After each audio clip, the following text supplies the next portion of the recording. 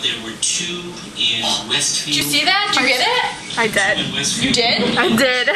One in Brimfield, I think it was. Let me just check. Is that it?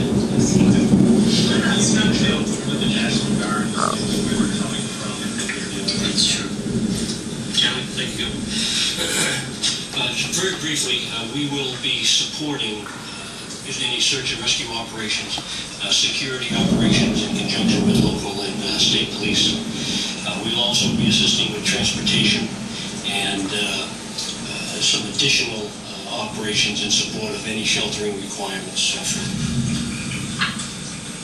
Is there structural damage? You know, we're hearing roofs blown off. That's all. It's not true in every community, but the extent of it is part of what these assessment teams are having to do. You know that and just hit are doing something. now, particularly as the I wind is totally got that one. and the wind is That was coming, insane.